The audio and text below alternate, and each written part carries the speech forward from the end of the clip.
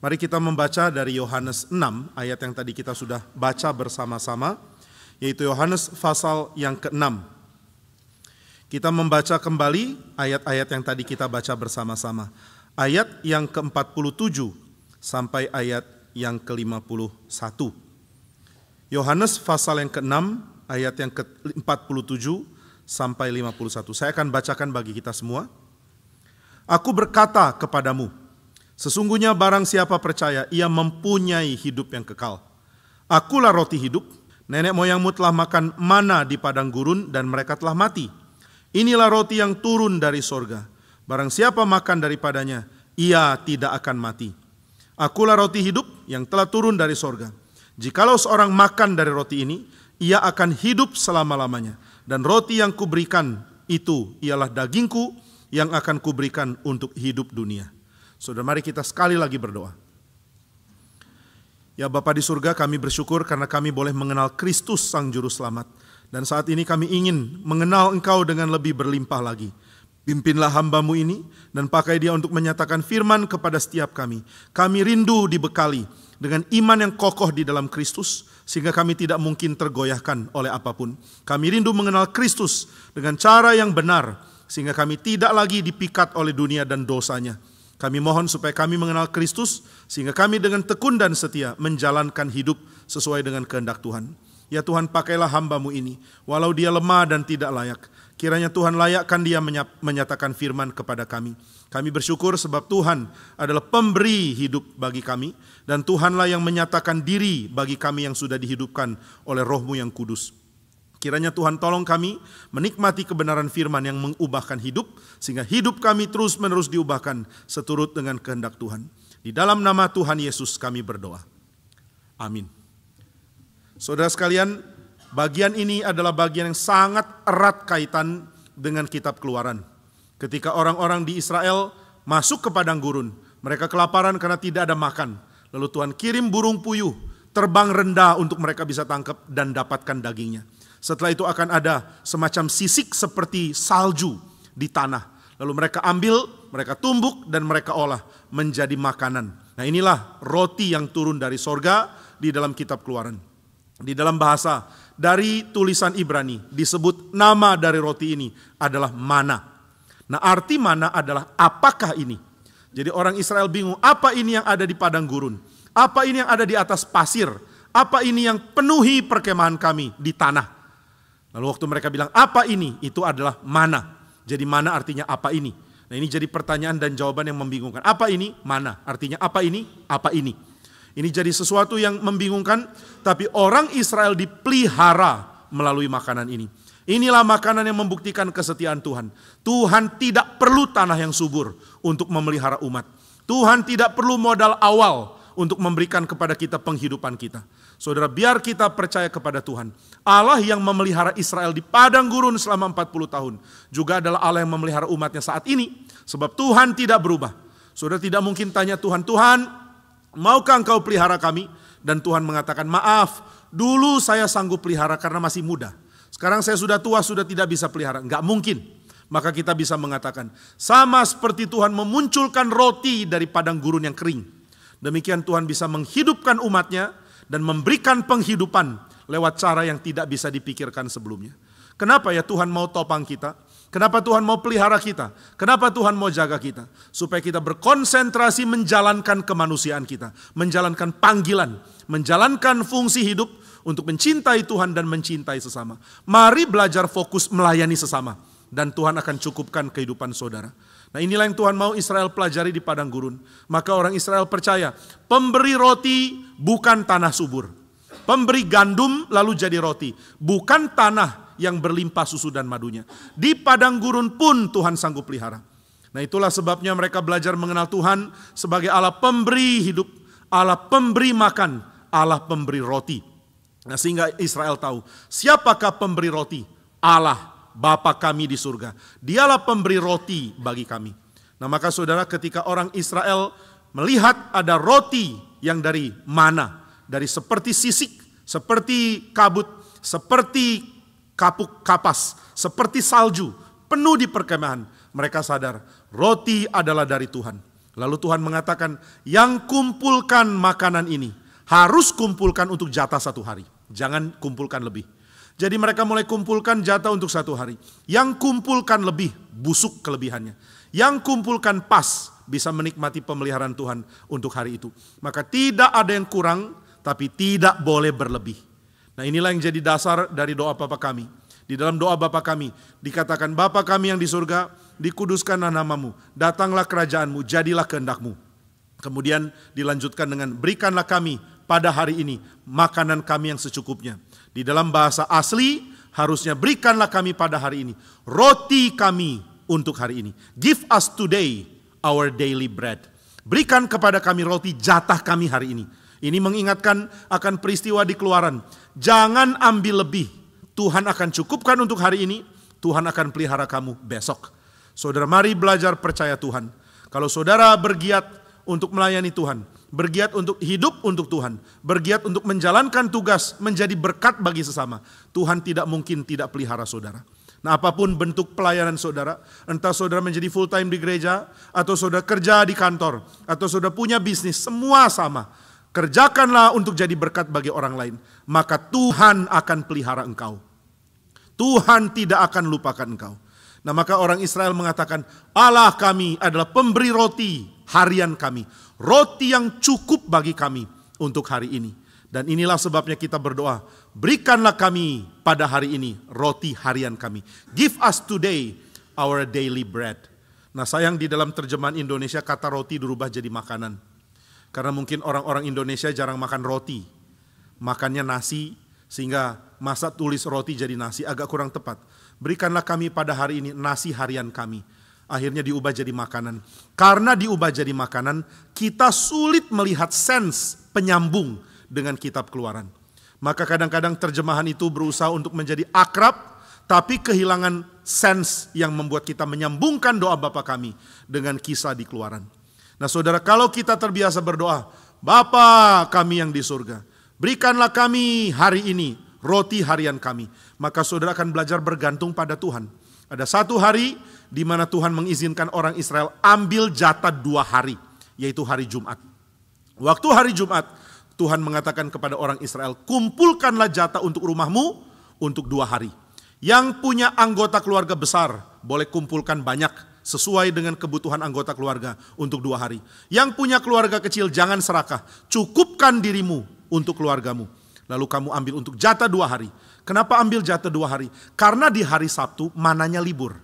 Wah, ini menarik ya. Mana pun punya hari Sabat.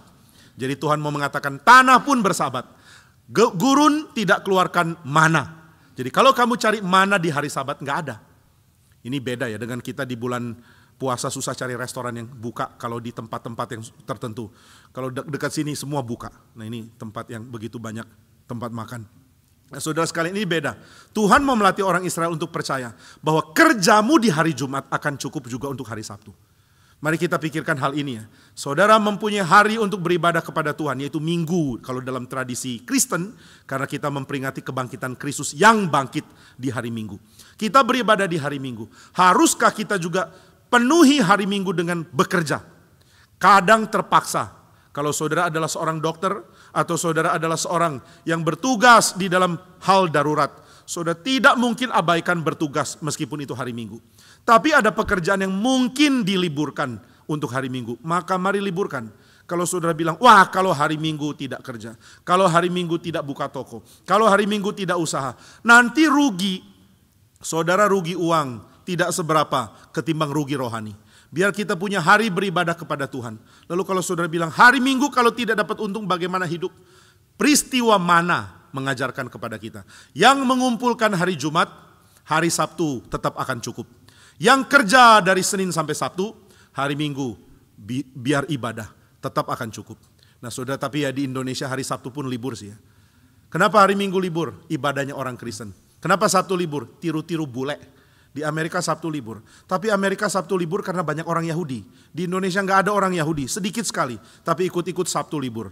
Nanti sebentar lagi yang beragama Muslim mengatakan, kenapa Jumat nggak libur ya? Lalu mereka minta Jumat libur. Nanti yang Buddhis mengatakan, kenapa Rabu tidak libur? Nanti yang Hindu mengatakan kami saja deh. Nanti jadi Rabu, Kamis, Jumat, Sabtu, Minggu libur. Cuma Senin, Selasa kerja. Ini negara akan bangkrut. Nah saudara, kerja 6 hari, hari ke-7 libur. Ini prinsipnya Tuhan. Jadi saudara, mari kita pikirkan hal ini baik-baik. Kalau saya kerja 6 hari. Hari ke-7 konsentrasi ibadah. Akankah keuangan saya kurang? Tidak. Tuhan akan pelihara. Nah maka orang Israel percaya Allah adalah pemberi berkat. Allah lah pemberi roti bagi saya. Nah inilah pengenalan mereka akan Tuhan. Siapakah Tuhan? Dialah yang memberi kami makanan. Saking banyaknya kita mempunyai akses kepada makanan, maka kita kurang bisa menghargai aspek ini. Saudara sekalian, manusia tidak didesain untuk mempunyai waktu makan yang terlalu sering. Saudara tidak didesain untuk makan 1 hari harus 3 kali. Tidak didesain untuk mengikuti pola ini. Tapi kita terbiasa mengatakan, ayo makan, kalau tidak mahnya sakit. Ayo makan, kita tidak perlu makan, masih terus makan. Iklan di sekeliling kita bicara tentang makanan. Influencer menceritakan tentang restoran mana yang paling enak. Kita semua akan sebarkan berita. Sate mana yang enak, sop mana yang enak, rawon mana yang enak, nasi goreng mana yang enak. Kita terlalu banyak bicara makan. Itu sebabnya kesehatan kita terus terganggu. Karena kita tidak menghargai prinsip Tuhan tentang keadaan di mana makanan pas, cukup, bahkan mungkin kekurangan. Nah kadang-kadang ada saat di mana kita mesti kurang, mesti puasa, mesti berada dalam keadaan lapar. Baru kemudian bisa menyadari kembali, Allah adalah pemberi roti. Dan saya harus bergantung kepada Dia tiap-tiap hari. Sekarang kita tidak bergantung kepada Dia, karena tabungan kita banyak dan kita bisa pesan makanan pakai HP. Wah ini momen yang luar biasa. Mau apa? Pakai HP. Mau telepon orang, pakai HP. Mau kirim message, pakai HP. Mau nonton, pakai HP. Mau kirim email, pakai HP. Mau video call, pakai HP. Mau cari mobil, pakai HP. Mau beli tiket, pakai HP. Mau makan pun pakai HP. Tinggal pencet-pencet di HP. Tahu-tahu sudah ada orang pencet bel. Ternyata dari GoFood. Atau dari merek apapun yang adalah. Dari Karawaci Food atau apapun. Langsung datang makanan. Kita tidak pernah merasa ketakutan dan gentar. Tapi kemudian mengingat Tuhan adalah pemeliharaku. Alangkah bahagianya kalau kita mendadak ada dalam keadaan bagaimana kalau besok tidak bisa makan. Lalu kita berdoa dan mengatakan, Tuhan, Engkau adalah Bapa yang pelihara anak-anaknya di padang gurun selama 40 tahun. Tanpa kemungkinan untuk mereka lapar sampai mati. Jadi Engkau tidak akan meninggalkan kami. Ini prinsip yang penting. Allah adalah yang beri kami makan. Allah adalah pemelihara kami. Nah karena Allah memelihara kami, maka Allah adalah Allah yang harus dipuji selama-lamanya. Nah maka orang Israel percaya, Sang pemberi roti adalah Allah. Nah sekarang di dalam Injil Yohanes, Yesus mengumpulkan orang-orang di bukit yang berbatasan dengan sungai Yordan. Berarti ada sungai Yordan, setelah itu ada bukit. Ini merupakan satu bukit yang berada di sebelah timur Israel. Dan timur dari Israel adalah arah di mana Mesias akan masuk menurut kepercayaan mereka. Di mana Mesias akan datang? Dari timur. Nah ini dinubuatkan juga di dalam perjanjian lama. Dia akan datang dari timur, lalu dia akan membawa seluruh umat Israel memerintah lewat pemerintahannya di atas sebuah gunung. Dan juga di dalam Mazmur 23 dikatakan Sang Mesias akan mengumpulkan domba-dombanya Tuhan. Umat Tuhan dikumpulkan, dibaringkan di padang yang berumput hijau. Nah saudara, satu kali Yesus sedang pergi ke atas gunung. Seluruh orang banyak ikut dia karena mereka minta disembuhkan. Lalu Yesus menyembuhkan mereka. Seharian mereka disembuhkan. Lalu seharian itu juga Yesus sambil menyembuhkan, sambil memberikan pengajaran. Setelah itu pengajaran selesai, hari sudah mulai senja. Kemudian murid-muridnya mengatakan, suruh orang ini pulang, nanti mereka kemalaman pulang. Tapi Yesus mengatakan gak bisa, mereka sudah kelaparan, 1 hari belum makan. Lalu bagaimana? Kamu harus beri mereka makan. Waduh, Petrus bingung. Ini pesan GoFood dari mana? Untuk ada 5.000 laki-laki, belum termasuk perempuan dan anak-anak. 5.000 laki-laki pesan makan dari mana Tuhan? Tuhan mengatakan, mana bekalmu? Ada berapa roti yang ada padamu? Mereka cari-cari, gak ada bawa roti loh. Ini benar-benar orang beriman. Murid-murid pun gak bawa roti, karena mereka pergi tanpa tahu bahwa akan selama ini pelayanannya. Nah maka murid-murid ini kurang belajar. Mestinya kalau pergi pelayanan tanya dari jam berapa sampai jam berapa.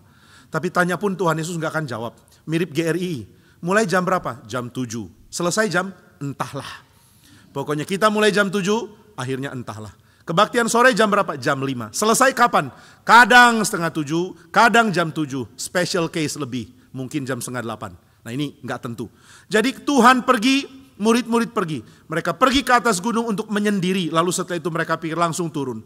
Ternyata tidak bisa turun. Mereka mesti melayani 5.000 orang. Dan setelah itu mereka mesti berikan mereka makan. Tapi untung loh, ada satu orang anak yang dikasih bekal sama mamanya. 5 roti dan 2 ikan. Ini makanan untuk 3 orang dewasa. 5 roti dan 2 ikan.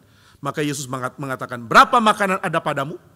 Murid-murid tanya-tanya, yang punya makan angkat tangan. Ayo angkat tangan, gak ada yang angkat tangan. Kalian beneran gak ada makanan? Beneran gak ada. Kenapa kalian gak bawa makan? Ya kami pikir kebaktiannya singkat. Kami pikir setelah khotbah boleh pulang.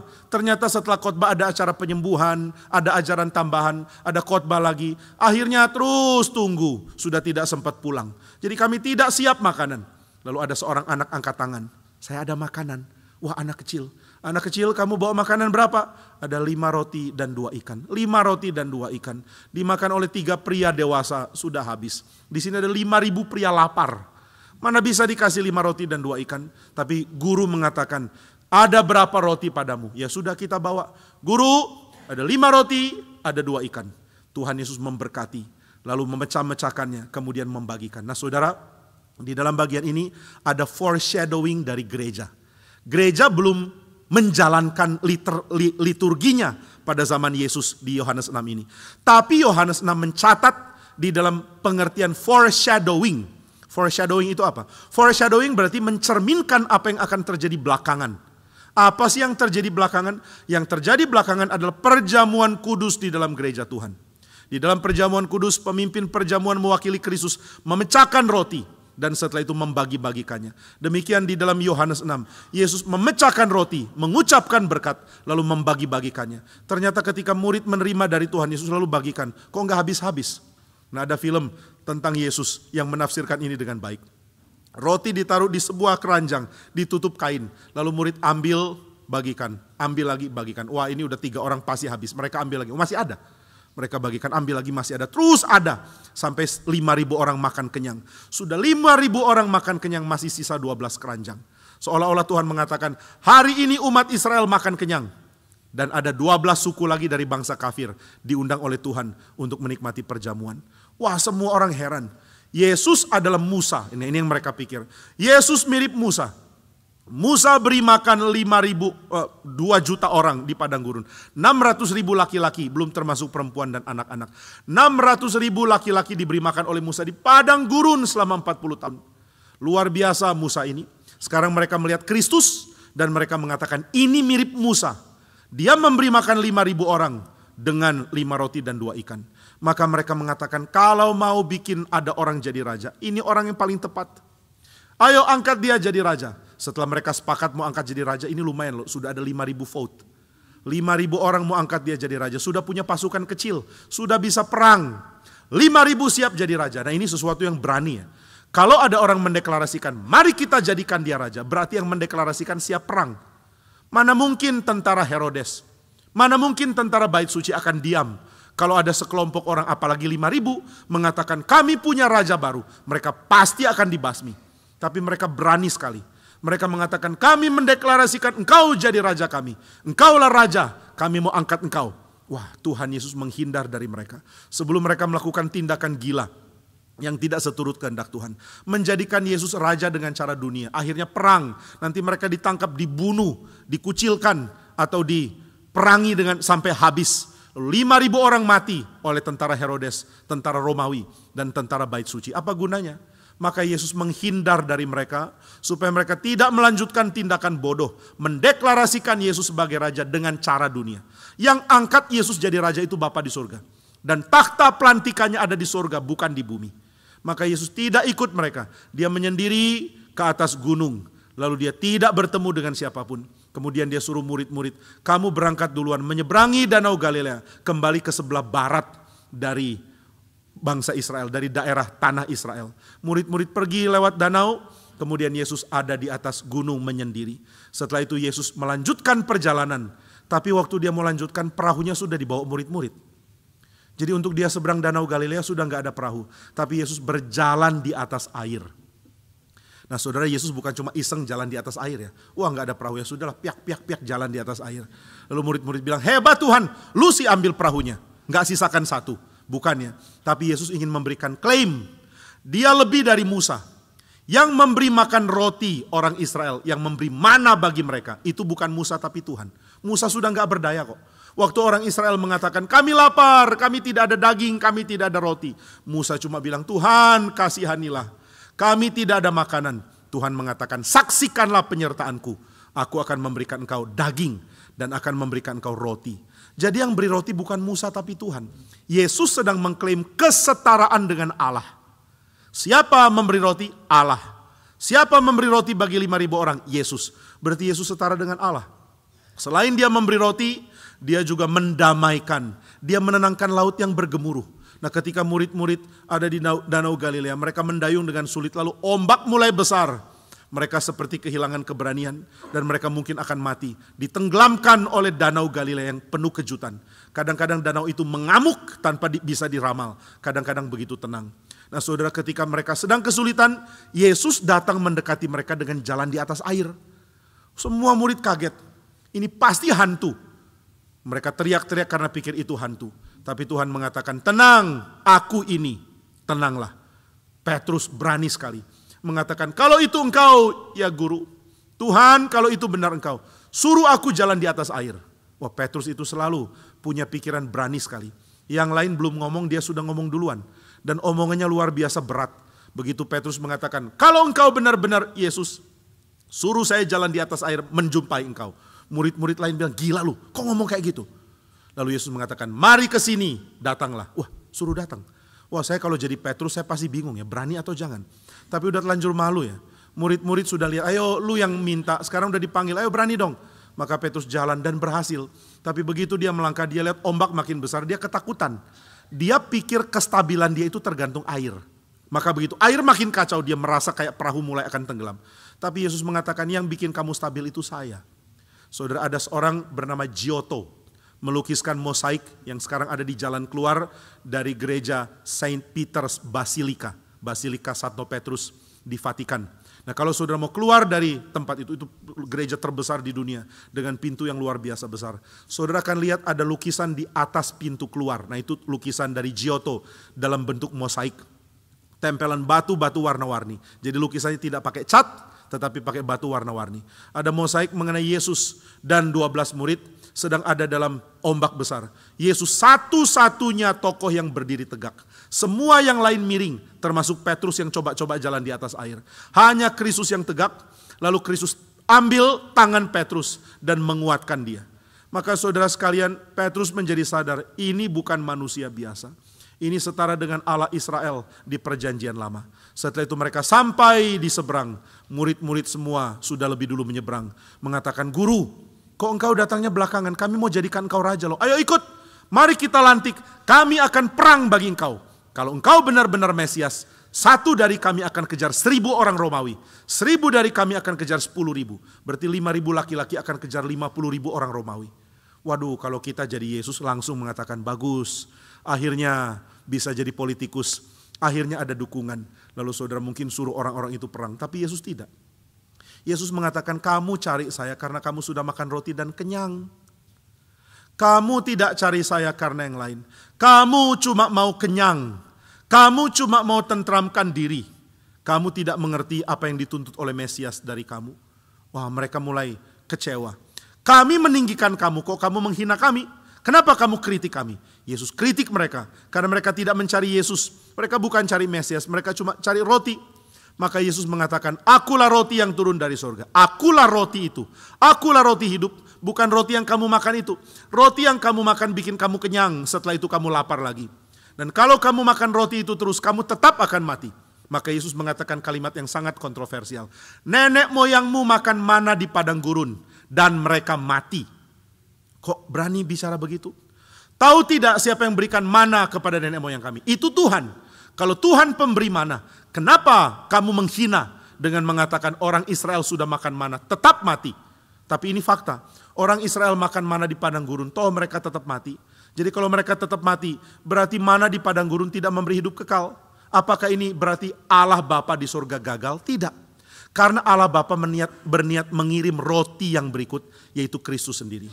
Nah di sini Kristus memperkenalkan diri sebagai pemberi roti. Aku memberi kamu roti. Mirip dengan Allah Bapa memberi Musa dan seluruh Israel roti di padang gurun. Nah, di sini Yesus mulai mengelevasi dirinya. Dia bukan cuma raja seperti yang dipikirkan oleh umat, dia setara dengan Allah. Nah, di sini orang-orang Israel itu yang tadinya jadi murid dia mulai punya konflik di dalam batin. Hei, tunggu dulu. Kami tinggikan engkau sebagai raja. Sekarang kamu meletakkan dirimu setara dengan Allah. Wah, ini keterlaluan. Mereka mulai menentang Yesus. Mereka mulai tidak setuju. Dan mereka mengatakan, nenek moyang kami diberi mana oleh Allah. Lebih daripada kamu. Kamu cuma kasih makan 5.000 orang sudah sombong. Kami diberi makan. Nenek moyang kami ada 600.000 laki-laki. Dipelihara oleh Tuhan sepanjang 40 tahun. Tuhan dan Musa lebih besar dari kamu. Nah, sekarang mereka mulai kerdilkan Yesus. Tadinya bilang mau rela mati demi raja. Begitu Yesus koreksi mereka, pikiran mereka langsung berubah. Tuhan, engkau bukan Tuhan. Engkau cuma guru biasa. Engkau tidak lebih hebat dari Musa. Engkau tidak lebih hebat dari Allah orang Israel. Yang beri mana, yang terus pelihara Israel sepanjang 40 tahun. Tapi Yesus mengatakan, aku memberi kamu makan. Tapi makanan yang kamu makan tidak membawa pada hidup yang kekal.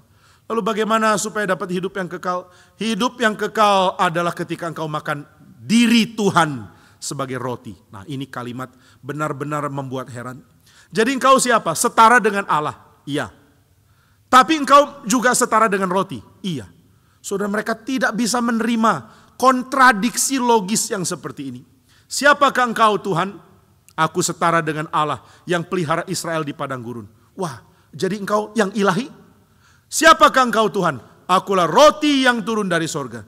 Siapa yang makan saya, dia akan mengalami hidup yang kekal. Loh, jadi engkau setara dengan roti. Engkau itu pemberi roti atau rotinya? Apakah engkau Allah yang memberi roti atau engkau roti yang dimakan oleh umat? Tuhan mengatakan dia adalah keduanya.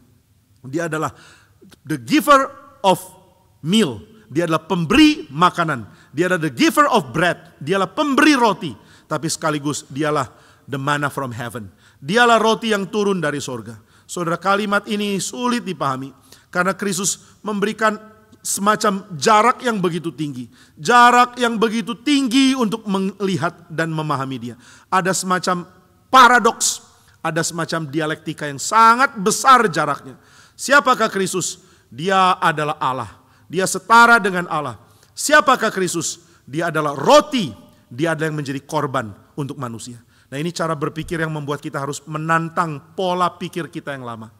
Saudara, di dalam pengakuan iman, baik itu Kalsedon maupun Nikea Konstantinopel, para bapak-bapak gereja yang kumpul di dalam konsili itu perlu merumuskan pengertian kata yang baru. Mereka nggak bisa pakai kata yang lama. Mereka mesti memberikan arti yang baru untuk istilah yang dipakai untuk menggambarkan Tritunggal dan juga Kristus. Kenapa harus pakai istilah baru? Karena istilah manusia tidak cukup untuk merangkum apa yang Alkitab ajarkan tentang Tuhan. Yang Alkitab ajarkan begitu melampaui bahasa, sehingga kita sulit untuk mengistilahkannya. Nah, di sini saudara akan tanya, Pak, kok bisa sih dikatakan yang dijelaskan Alkitab melampaui bahasa manusia? Padahal Alkitab pakai bahasa manusia. Alkitab memang pakai bahasa manusia. Namun penjelasan dari kitab suci sulit untuk dirangkum atau dipolakan secara sistematis kalau kita tidak menerobos di dalam cara pikir dan cara berbahasa. Nah, ini yang disadari oleh para bapak Kapadokia. Para bapak di dalam Konstantinopel, Nikea Konstantinopel, di dalam konsili Nikea Konstantinopel. Ini juga yang disadari oleh para bapak gereja yang berkumpul di dalam konsili Kalsedon. Kalsedon merumuskan tentang dui natur Tuhan Yesus. Dia Allah sejati, manusia sejati. Dua natur dalam satu pribadi. Sedangkan konsili Nikea Konstantinopel terjadi di tahun 381, lebih awal sebelum Kalsedon. Di konsili ini pun orang-orang harus merumuskan istilah untuk merumuskan apa itu substansi Allah yang adalah Esa dan pribadi Allah yang adalah tiga. Nah, maka dengan adanya pengertian baru dalam bahasa, bahasa Yunani mempunyai kelimpahan baru yang sebelumnya tidak ada. Bahasa Yunani tadinya mengatakan substansi adalah usia, adalah fisis, adalah hipostasis. Ini semua sama. Tapi setelah konsili, bahasa Yunani mulai diubah. Apa itu usia? Lain dengan hipostasis, lain dengan fisis. Nah, ini adalah pembaruan di dalam konsep bahasa. Karena konsili dari Nikea Konstantinopel maupun konsili dari Kalsedon. Nah itu sebabnya ketika kita mau memahami Tuhan, kita merasa wah ada gap yang besar sekali. Tuhan itu mempunyai pengertian yang begitu tinggi tapi juga begitu rendah. Ini disadari oleh Martin Luther. Martin Luther mengatakan Allah terlalu tinggi untuk pikiran kita. Tapi Luther juga mengatakan Allah terlalu rendah untuk pengertian kita. Kita berpikir tentang Tuhan setinggi mungkin, Tuhan tetap lebih tinggi dari itu. Kita mencoba mengerti seberapa rendah Tuhan rela merendah. Itu pun kita salah memikirkan. Karena ternyata Tuhan rela merendah lebih rendah dari yang kita antisipasi di dalam pikiran kita. Nah maka saudara, mengerti Allah itu begitu rumit, begitu indah, tapi juga begitu penuh dengan tantangan. Banyak orang berusaha merumuskan bagaimana mengerti Kristus. Filsafat apa yang bisa dibagikan, kerangka berpikir apa yang bisa dirumuskan. Ternyata nggak bisa. Itu sebabnya di dalam konsili Kalsedon, para bapak gereja yang kumpul di konsili ini mengatakan kami sepakat tidak akan memberikan deskripsi yang positif tentang siapa Kristus, memberikan penjelasan positif, tapi kami akan memberikan penjelasan via negativa, penjelasan negatif. Wah, saudara mulai tanya, apa sih Pak penjelasan negatif? Penjelasan negatif adalah penjelasan pakai negasi, bukan penjelasan pakai afirmasi. Misalnya begini, di dalam konsili Kalsedon dikatakan Yesus Kristus adalah satu pribadi, mempunyai dua natur. Bagaimana relasi dua natur ini di dalam pribadi Kristus? Dua natur ini tidak saling bercampur, tapi juga tidak saling terpisah. Wah, ini membingungkan. Tidak bercampur, ini kan negasi. Bagaimana memahami natur Kristus? Dua natur tidak bercampur. Lalu apa? Tidak bercampur berarti terpisah. Juga tidak terpisah. Oh, jadi tidak terpisah berarti bercampur. Juga tidak bercampur. Bersatu, bersatu. Tapi tidak bercampur, tidak bercampur. Juga tidak berpisah. Nah ini negasi. Kalau ada yang tanya, siapakah Allah? Lalu jawabannya, Allah itu bukan manusia. Nah ini jawaban negasi, bukan afirmasi. Kalau saudara tanya, siapakah Pak Jimmy? Pak Jimmy itu bukan Pak Stephen Tong. Nah ini jawaban negasi. Jawaban negasi itu kadang-kadang tidak memberikan pengertian positif. Di manakah GRI Karawaci? Yang pasti GRI Karawaci tidak di tempat yang sama dengan GRI Kebonjeruk. Nah ini namanya negasi. Siapa presiden Indonesia? Yang pasti sudah bukan Jokowi. Nah ini jawaban negasi. Ini semua jawaban negasi, bukan afirmasi. Jawaban afirmasi itu kalau saudara tanya, siapa presiden Indonesia? Prabowo. Nah ini namanya jawaban afirmasi. Di mana Pak Jimmy Pardede? Sedang khotbah di ruangan lantai 3. Nah ini namanya jawaban afirmasi. Siapakah Kristus? Dia punya dua natur. Bagaimana jelaskan dua natur? Tidak bercampur. Waduh, jawaban negasi. Tidak berpisah. Waduh, ini juga jawaban negasi. Oke, kami sudah dapat jawaban negasinya. Sekarang tolong berikan jawaban afirmasinya yang bersifat afirmatif. Konsili Kalsedon mengatakan nggak bisa. Loh, nggak bisa. Kenapa nggak bisa? Nggak cukup untuk pengertian. Tidak cukup untuk dijelaskan dengan kata-kata. Maka konsili Kalsedon mengatakan Kristus terlalu agung bahkan untuk pola pikir kita. Nah ini bukan berarti kita jadi menolak Kristus. Kalau saudara mengatakan, wah saya nggak mau percaya apa yang tidak bisa masuk akal saya. Saudara berarti menyempitkan Tuhan sesuai dengan level pikiran saudara yang sebenarnya sangat rendah. Nah maka ketika tentang Kristus itu digumulkan, dirumuskan, orang menyadari saya sulit menerima Kristus. Saya sulit memahami dia dengan kelimpahan yang Tuhan berikan di dalam pengertian kitab suci. Nah itu sebabnya konsili Kalsedon sangat penting karena lebih memberikan penjelasan negatif ketimbang penjelasan afirmatif. Loh kalau begitu siapa Kristus? Allah sejati. Bukannya dia juga manusia sejati. Oh jadi dia ada dua pribadi. Enggak, satu pribadi. Satu pribadi punya dua natur. Betul, satu pribadi punya dua natur. Natur apa saja? Natur ilahi yang dari kekekalan dan natur manusia sejak dia inkarnasi. Natur manusianya baru dijadikan waktu dia inkarnasi. Nah saudara ini penting untuk kita pahami ya. Natur manusia Kristus itu diciptakan oleh Allah. Hah? Jadi Yesus ciptaan? Bukan. Pribadi Yesus bukan ciptaan. Ini harus jelas ya. Jadi natur manusia Kristus diciptakan? Iya. Wah ini saksi Yehova? Bukan. Ini ortodoks Kristen. Ini konsili Kalsedon. Loh kalau begitu Yesus cuma manusia? Bukan. Karena dia juga punya natur ilahi. Kalau gitu pribadi Kristus itu manusia. Betul. Tapi jangan lupa dia juga adalah pribadi ilahi. Dua natur dalam satu pribadi. Natur ilahi kekal sampai kekal. Natur manusia dimulai pada waktu inkarnasi dan terus sampai kekal. Nah ini sangat indah. Jadi Yesus adalah manusia yang sama dengan kita. Punya awal tapi tidak punya akhir. Tapi pribadi Yesus lain dengan pribadi kita. Kita punya pribadi, punya awalan dan tidak ada akhir. Yesus Kristus tidak ada awal, tidak ada akhir secara person. Nah, ini penting untuk kita pahami. Secara pribadi, person, Yesus Kristus kekal sampai kekal. Secara natur ilahinya kekal sampai kekal. Secara natur manusianya dimulai pada waktu inkarnasi dan kekal sejak itu. Nah, itu sebabnya mari kita belajar tentang Kristus dengan lebih hati-hati. Jangan meremehkan teologi. Karena kalau saudara meremehkan, saudara pikir saudara bisa merumuskan sendiri siapa Kristus tanpa belajar dari rumusan gereja. Padahal rumusan gereja itu dipikirkan oleh ratusan orang sangat pintar. Ratusan orang yang berkumpul berhari-hari untuk merumuskan pengertian yang teliti ini. Jadi saudara jangan remehkan pekerjaan dalam Roh Kudus di dalam gereja Tuhan. Nah, kalau begitu Yesus adalah sang manusia, dia juga adalah sang ilahi. Dia adalah pribadi yang kekal, pribadi kedua dari Tritunggal, pribadi yang datang ke dalam dunia. Maka di dalam natur ilahi dia adalah yang mulia, lebih tinggi dari siapapun. Dia setara dengan Bapa di surga. Tetapi di dalam natur manusia dia setara dengan kita. Itu sebabnya di dalam konsili Kalsedon dikatakan, di dalam natur ilahi Yesus Kristus adalah satu substansi, homoousia dengan Allah Bapa.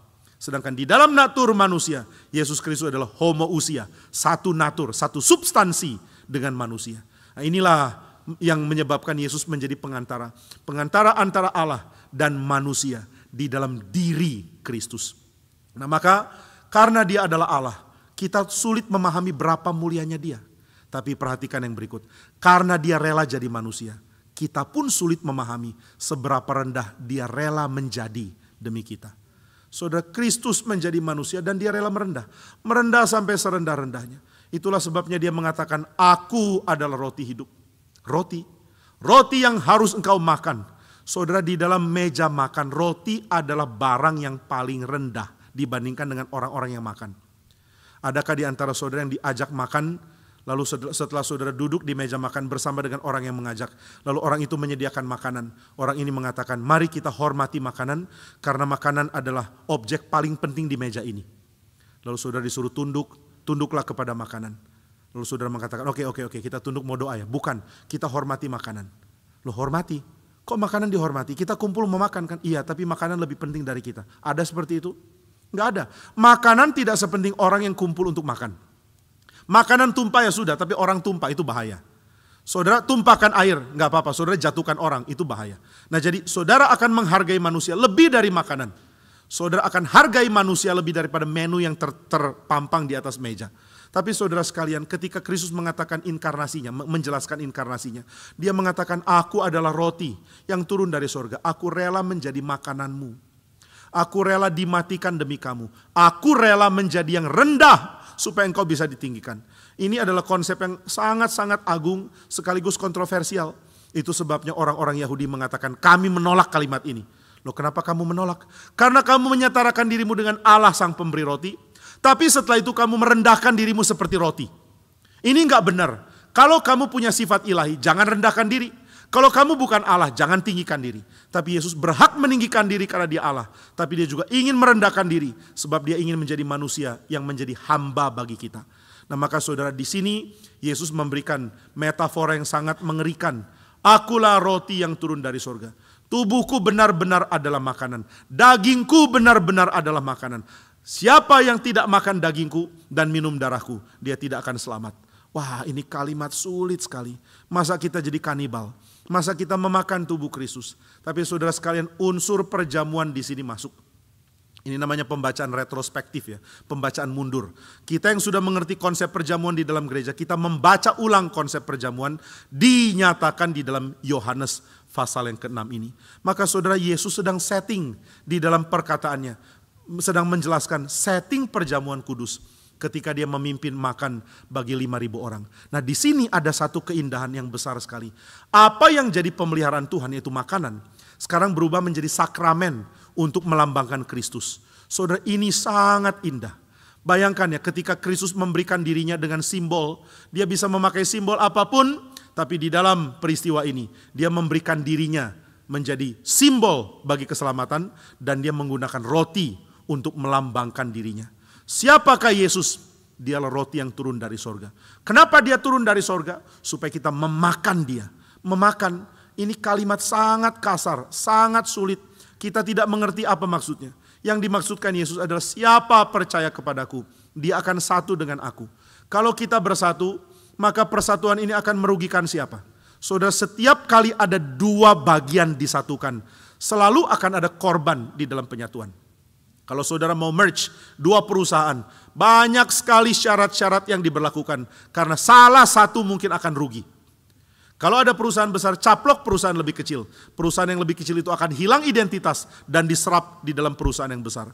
Kalau ada sebuah negara mau menyatukan diri dengan negara lain, kemungkinan cara menyatukan adalah dengan menjajah. Saya taklukkan negara lain.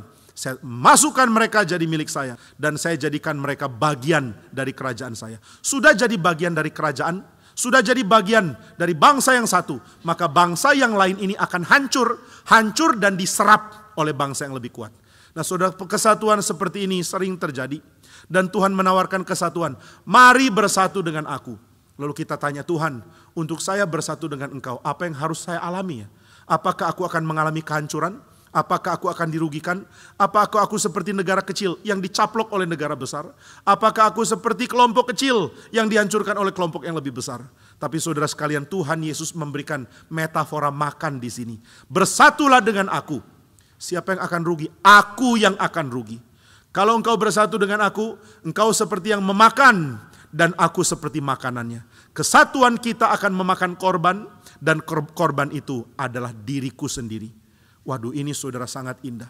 Tuhan Yesus sedang mengatakan, engkau dicintai oleh Tuhan dengan cinta begitu besar, sehingga kesatuan engkau dengan Tuhan memakan sang metafor, sang pengantara. Sang pengantara yaitu Kristus, sang mediator. Dialah yang jadi korban untuk kesatuan antara Tuhan dan manusia. Kesatuan yang indah menjadi berkat bagi kita, tapi yang menghancurkan bagi Kristus. Di sini kita melihat bedanya relasi oportunis, relasi yang kita miliki satu dengan lain, dengan relasi yang Kristus tawarkan. Di dalam dunia kita melihat relasi yang bersifat oportunis. Saya mau berelasi dengan kamu kalau saya untung. Saya mau mengenal kamu asal saya dapat berkat dari mengenal kamu. Saya mau menjadi satu dengan engkau asal saya dapat faedah dari kesatuan ini. Tapi Yesus mengatakan, aku mau bersatu dengan engkau supaya engkau dapat faedah dan aku mendapatkan kehancuran. Nah sekarang saudara bayangkan ya, waktu saudara di meja makan, di depan saudara ada roti. Saudara ingin bersatu dengan roti. Kalau roti itu adalah roti yang hidup dan bisa ngomong, kira-kira dia setuju gak dengan kesatuan ini? Hei roti, mari kita bersatu ya. Saya sudah siap iris kamu dan kunyah kamu dan makan kamu, telan kamu sampai di perut. Wah roti akan berseru, tidak, saya tidak mau bersatu dengan kamu. Saya tidak mau dimakan. Saudara, di dalam dunia ada banyak sekali perputaran di dalam ekosistem yang mengharuskan adanya rantai makanan. Siapa yang ada di puncak rantai makanan, dia menjadi the apex predator, menjadi predator yang paling tinggi. Nah saudara, di lautan predator yang paling tinggi, the apex predator itu bukan hiu. Banyak orang jadi korban serangan hiu, terutama great white shark. Nah ini saya nggak ngerti kenapa disebut great white shark, karena hiunya bukan putih tapi abu-abu sebenarnya. Tapi hiu ini besar, panjangnya bisa 6 sampai 7 meter. Kadang-kadang 5 meter tapi bisa sampai 6 atau 7 meter. Ini adalah hiu terbesar yang buas dan memangsa. Hiu lebih besar dari hiu putih adalah hiu great white, adalah hiu paus. Ini bukan paus ya, lain. Ini hiu tapi hiu paus. Hiu paus bisa panjang 15 meter, 11 sampai 15 meter. Mulutnya lebar karena dia makan plankton. Nah ini hiu paus, jenis hiu yang besar. Dia punya mulut lebar, dia akan gerak kalau ada kumpulan plankton. Dia buka mulutnya, lalu mulutnya yang besar itu akan merangkum semua plankton. Lalu dia akan keluarkan air dari insang. Dan seluruh plankton tersimpan di mulut untuk dia telan. Nah ini hiu paus. Jadi hiu paus tidak berbahaya. Saudara bisa berenang dekat dengan hiu paus. Kalau saudara bisa dapat video mungkin dari National Discovery atau yang lain, National Geographic atau Discovery Channel. Saudara bisa melihat indahnya binatang besar ini. Ini adalah ikan yang paling besar di dalam bumi saat ini, kecuali ikan-ikan lalu yang sudah punah. Ikan yang begitu besar tapi jinak, begitu indah dan bagus. Nah nomor 2 besar ini great white shark. Great white shark sangat bahaya. Dia akan gigit dan mematikan manusia. Orang berselancar mati karena dikira seal, dikira anjing laut yang jadi makanan favorit hiu ini. Lalu dia makan dan dia menjadi binatang sangat mengerikan. Tapi dia bukan the apex predator. Loh kok bukan? Karena ada paus namanya orca. atau paus pembunuh, killer whale.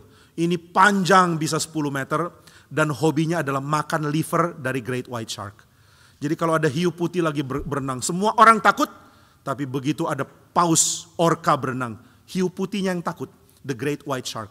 Nah saudara, the great white shark ini jadi terkenal karena film Jaws dari Steven Spielberg di tahun 70-an. Semua orang jadi ingat, great white shark. Nah gara-gara film ini Spielberg jadi kaya. Karena dia pakai peralatan sederhana, hiunya jelek banget. Mulutnya gerak kelihatan palsu, tapi filmnya begitu menakutkan. Nah ini hebatnya sutradara hebat. Dengan budget seminim mungkin, bikin film spektakuler. Kalau sutradara bodoh, dengan budget sebesar mungkin, bikin film bodoh. Nah ini lain lagi. Nah maka saudara, ketika orca lihat ada great white shark, dia langsung kejar, dia langsung permainkan dulu, lalu matikan. Kemudian makan livernya. Nah ini yang terjadi. Jadi pemburu paling besar di laut adalah orca. Bagaimana dengan di darat? Wah susah ditentukan. Saudara lihat di padang gurun, padang rumput di Afrika, ada singa berkelompok. Singa berkelompok adalah apex predator, karena mereka berkelompok. Tapi banyak pemburu lain yang juga sama kuat dengan singa. Saudara, seekor singa atau sekelompok singa, kalau mereka mau berburu, mereka akan kejar buruan, mereka akan target, lalu makan. Mereka berburu di dalam kelompok. Nah saudara, zebra ataupun jerapah, terutama zebra, itu punya badan ada strip belang-belang. Banyak orang berpikir belang dari zebra, ini sedikit pelajaran zoologi gak apa-apa ya. Belang dari zebra dianggap sebagai kamuflase, mirip bayangan. Itu salah. Saudara bisa melihat zebra dimanapun. Zebra terlalu menonjol karena pilihan warna hitam putih. Jadi zebra tidak bisa menyembunyikan dirinya. Ini teori yang salah dari ahli zoologi. Zebra punya belang-belang untuk menyamarkan diri. Terbalik. Justru dengan belang-belang mereka jadi menonjol. Semua tanah warnanya coklat muda atau coklat tua. Pohon-pohonan warna hijau atau kuning atau hijau muda atau coklat karena sudah kering. Mendadak ada binatang hitam putih. Ya gimana nggak menonjol? Di seluruh Afrika nggak ada warna hitam putih. Cuma mereka hitam putih, langsung menonjol. Maka para ahli berpikir ulang, kenapa zebra belang? Ternyata zebra belang supaya nggak bisa dibedakan satu sama lain. Sekarang kalau saudara jadi pemburu, pemburu itu tidak boleh lirik kanan, lirik kiri. Harus sesuai target. Kalau saudara punya target, teralih. Saudara nggak bisa berburu. Nah yang suka berburu ngerti ini ya. Begitu saudara sudah target, misalnya seekor rusa. Lalu saudara sudah target rusa itu. Saudara nggak boleh pindah ke lain hati.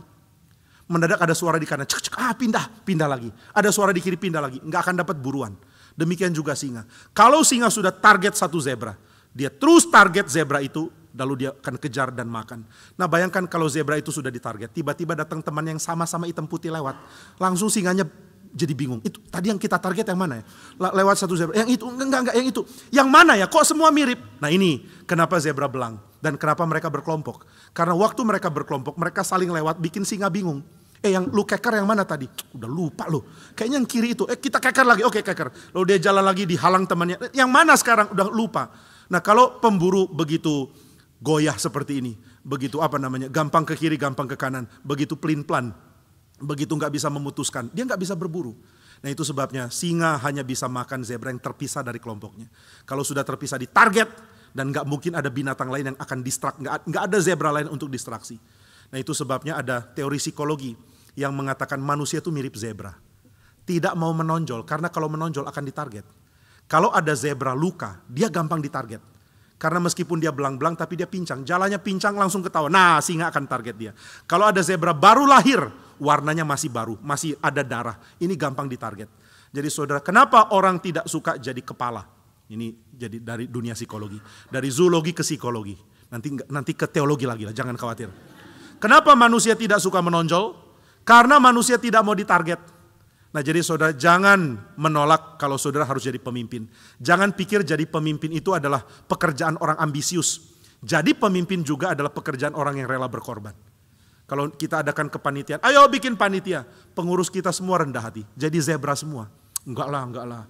Kamu jadi ketua panitia, enggak lah dia aja. Enggak kamu aja. Saya enggak layak. Nah mulai keluar kata saya tidak layak. Padahal ini bukan saya tidak layak, ini mental zebra. Tidak mau ditarget sama singa. Kalau sudah jadi ketua panitia, kalau ada yang salah yang ditanyakan ketua. Apalagi ketua panitia acara STEMI yang tanya Pak Tong loh. Pak Tong tanya, sudah berapa yang daftar? Lalu panitia mengatakan, Pak Jimmy? Dan Pak Jimmy bilang, ayo Pak Ketua, Ketua yang kena. Ketua suruh sharing, ketua jadi target sasaran tembak. Maka orang gak suka jadi sasaran seperti ini. Nah orang yang bisa mengalahkan ini, dan mengatakan, saya berani jadi pemimpin, saya berani ditarget, saya berani bertanggung jawab, sayalah yang akan pikul kesulitan untuk kelompok ini. Ini orang yang akan baik, ini orang yang akan dipakai Tuhan. Jadi saudara jangan terlalu suka jadi zebra.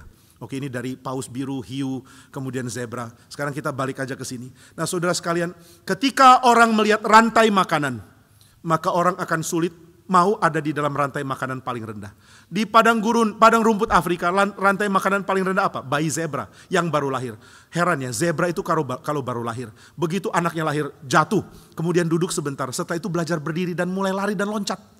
Hanya di dalam hitungan jam dia sudah bisa merumput dan lari. Mana ada orang melahirkan kayak gitu ya? Wah, si jemaat kita ada yang baru melahirkan, yuk kunjungi, yuk. Anakmu mana? Lagi ke lift, lagi cari roti. Loh, anakmu udah bisa ke lift cari roti? Iya, dia keturunan zebra sedikit. Manusia begitu lemah. Zebra masih lebih kuat. Tapi di dalam rantai makanan di padang rumput Afrika, zebra paling lemah. Bayi zebra lebih lemah lagi. Nah, maka dia akan jadi sasaran makanannya singa. Saudara bayangkan ketika Yesus berinkarnasi, dia mengatakan, aku adalah posisi terlemah. Di dalam rantai makanan, akulah yang dimakan paling bawah. Ada Pak Tong pernah bilang ya, kalau orang masih miskin, mereka akan bergumul. Besok makan apa? Kalau orang sudah mulai menengah income-nya, mereka akan bergumul. Besok makan di mana? Kalau orang sudah kaya, dia akan bergumul. Besok makan siapa? Gitu ya. Bisa makan perusahaan lain, bisa makan bisnis lain, bisa makan orang lain. Tapi Yesus mengatakan, saya tidak berniat makan siapapun, saya berniat jadi makanan. Saya berniat jadi yang paling rendah di dalam rantai makanan. Di dalam sebuah meja ada tuan rumah, ada yang lebih kecil kedudukan, ada yang hamba. Tapi aku bukan hamba, aku rotinya. Akulah roti yang dimakan oleh orang. Makanlah saya dan engkau akan dapat kehidupan. Artinya apa? Artinya orang harus mengerti betapa relanya Tuhan berkorban demi cintanya kepada kita. Kalau saudara mau beriman kepada Kristus, saudara harus tahu the length, panjangnya kerelaan berkorban Tuhan untuk menyelamatkan kita. Untuk dia menyelamatkan saya, dia rela turun di dalam posisi paling rendah. Maka kita akan mengagumi cinta kasih Tuhan. Dengan kekaguman akan kerelaan Tuhan, barulah kita bisa beriman. Barulah kita bisa selamat. Saudara selamat bukan karena saudara memberikan eksklamasi atau pernyataan tentang poin-poin doktrin yang saudara tahu. Saudara selamat karena saudara sadar berapa besar kerelaan Tuhan mengosongkan dirinya. Yesus mengosongkan diri bukan cuma jadi hamba, jadi makanan. Yesus merendahkan diri menjadi yang terendah di dalam rantai makanan. Yesus merendahkan diri menjadi roti yang kita makan. Ini sesuatu yang merupakan metafora memang. Yesus gak benar-benar jadi roti. Tapi Yesus menyatakan metafora yang membuat kita sadar. Dia merendahkan diri sampai serendah-rendahnya untuk menjadikan kita selamat. Nah inilah sebabnya Yesus mengatakan, jika engkau percaya aku adalah roti yang turun dari sorga. Jika engkau percaya dagingku benar-benar makanan, darahku benar-benar minuman, engkau akan diselamatkan. Inilah yang terjadi ketika kita merayakan perjamuan kudus. Di tangan kita ada roti, di tangan kita ada anggur. Dan roti dan anggur adalah makanan dan minuman. Ini adalah yang paling rendah di dalam gereja Tuhan. Inilah yang dimakan. Saya makan roti dan saya minum anggur. Tapi Yesus mengatakan tubuhku adalah roti itu. Dan darahku adalah anggur itu. Engkau sedang makan tubuhku dan minum darahku. Inilah perjamuan. Dengan perjamuan kudus kita sadar, oh Tuhan, Engkau rela mengalami kerendahan sebesar ini. Engkau rela ada di dalam keadaan rendah, lebih rendah dari yang saya antisipasi di dalam pikiran saya. Engkau rela merendah sedemikian besar demi menyelamatkan saya. Dari sini cinta kasih kita kepada Tuhan akan bertumbuh. Maka Yesus mengatakan, yang tidak mengerti kalimat ini akan marah. Kenapa engkau menyamakan tingginya Allah dengan rendahnya makanan? Dan mereka pergi meninggalkan Tuhan Yesus. Semua pergi meninggalkan mereka kecuali sisa 12 orang. 12 orang murid. Dari 5.000 ke 12. Ini penurunan gereja yang luar biasa mengerikan ya. Bayangkan kalau kita di Karawaci, berapa jemaat? 1.200. Lalu kemudian di dalam jangka waktu 2 hari, turun jadi tinggal sisa 12. Waduh, ini sangat kasihan sekali. Yesus punya murid sisa 12. Lalu Yesus tanya kepada mereka, tidakkah kamu juga mau pergi? Mereka mengatakan, kami tidak mau pergi, kami sudah tahu perkataanmu adalah hidup. Nah mari kita juga tahu perkataan Tuhan adalah hidup. Kerelaan dia merendah membuat kita diselamatkan. Dan kiranya Tuhan memberikan kita iman yang mampu memeluk fakta bahwa Allah adalah yang tinggi melampaui pikiran. Dan Allah adalah Allah yang rela merendah juga melampaui pikiran kita. Kiranya Tuhan memberkati kita, mari kita berdoa. Ya Bapa di surga, kami bersyukur sebab cinta kasih-Mu menghancurkan hati kami. Kami yang tadinya keras hati sekarang dengan luluh mau datang kepada Tuhan. Kami mau belajar mengasihi Engkau. Kami mau belajar merindukan Engkau. Kami mau belajar menikmati Engkau. Ya Tuhan Allah kami, berkatilah kami supaya kami menjadi milik-Mu selama-lamanya. Kiranya Tuhan memberikan kami pengertian iman yang sanggup mengantisipasi tingginya Kristus dan juga sanggup mengantisipasi rendahnya Dia. Dan biarlah di dalam keagungan kerendahan Kristus kami menyadari ada cinta kasih yang melampaui tingginya langit, yang melampaui lebarnya bumi, yang melampaui dalamnya lautan. Kami bersyukur karena kami dapat mengenal kasih itu, sekalipun kasih itu melampaui pikiran kami. Kiranya Tuhan pimpin dan tuntun kami selamanya. Dalam nama Tuhan Yesus kami berdoa. Amin.